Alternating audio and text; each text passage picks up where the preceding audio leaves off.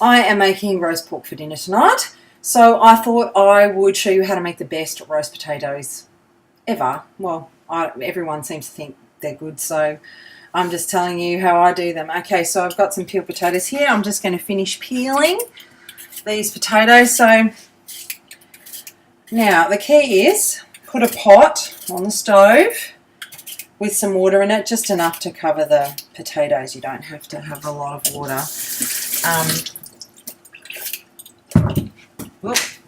Okay, 5-second rule, but I'll wash it. All right, so I've just got these potatoes. I'm going to pull this down so you can see. I've got these potatoes here. Get rid of that skin. All right, and so the most important thing is to make sure the water is cold. And so if you have cold water, then and bring it to the boil, you're going to get a better result. Okay, so this is what I do to make my potatoes taste yummy. Now, as I cut them, they're about that size. So big ones I would cut here and then maybe cut, yeah, so you get 3 bits. Now I normally do about, I don't know, I normally do a whole potato per person. So there's only 3 for dinner tonight, but you know what?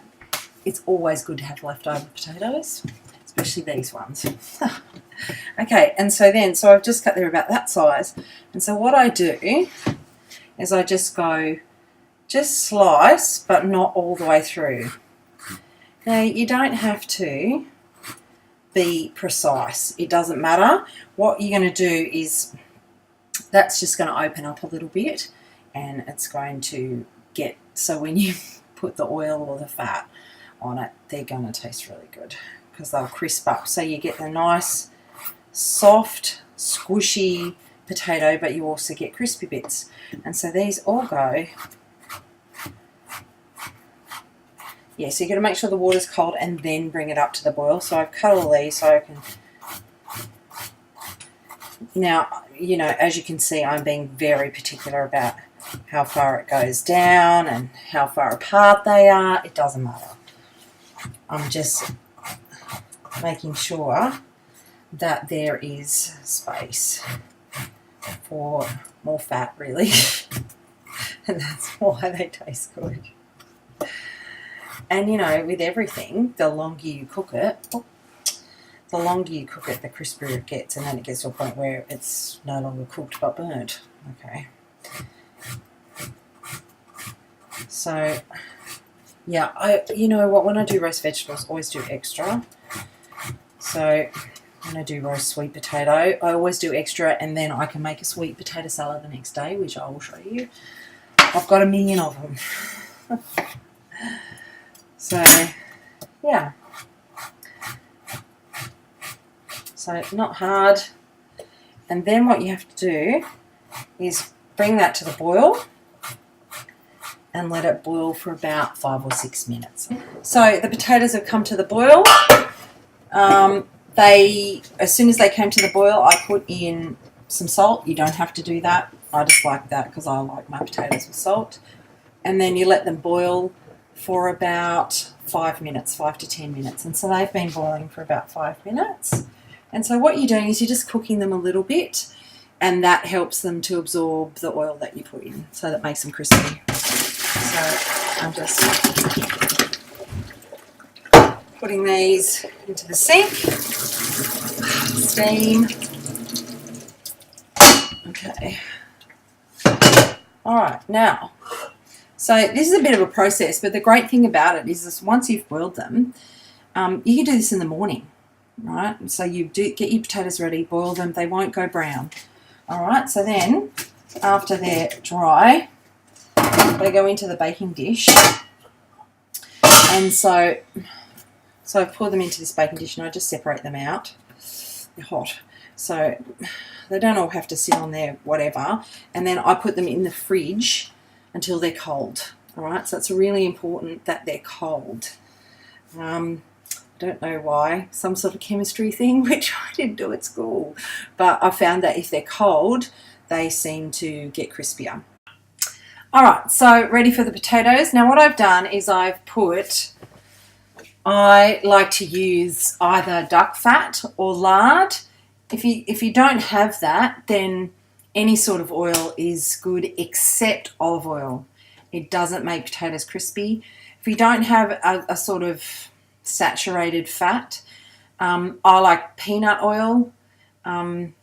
Coconut oil is actually okay, but it just doesn't seem to get that crispiness, even though it is a natural saturated fat. So peanut oil is good, and you know, if worst comes to worst, you can just use canola or vegetable. There's nothing wrong with that, but it's your choice on what oil you use. But it needs to be one that can get to a high temperature. So I'm just going to get the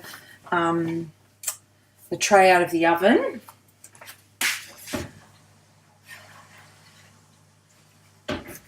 So I just put two heap spoons of those into that. Now I have my potatoes out and they're cold. Just be really careful when you're putting these in, because that oil, can you hear that?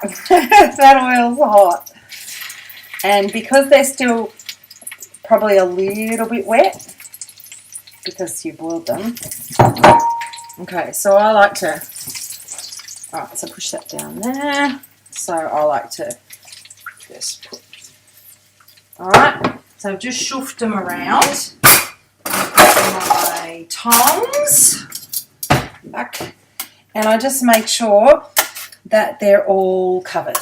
Alright, so what I like to do is that put them first, so just roll them around in that yummy duck fat, which I actually rendered it when I made some confit duck not so long ago, and it's just been in the fridge and it's fantastic. But you can actually just buy duck fat from a really good butcher. I think you can actually get it from Coles or Woolies at the moment, but I prefer buy mine from the butcher. But the best thing to do is to buy a duck and render it yourself. I don't know whether I'll put that on as a YouTube clip. So make sure when you're doing your potatoes that they're put in cut side down. Now your oven should be on about 250 degrees Celsius. So basically the highest it can go.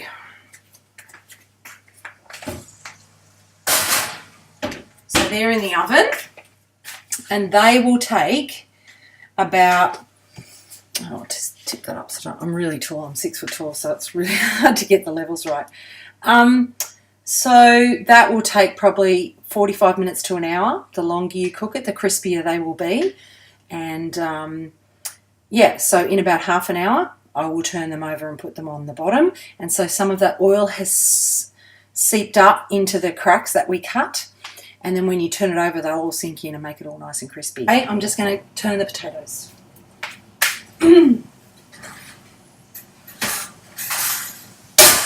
So these yummy, scrummy potatoes, I'm going to pull that down. You can see them, yum-o.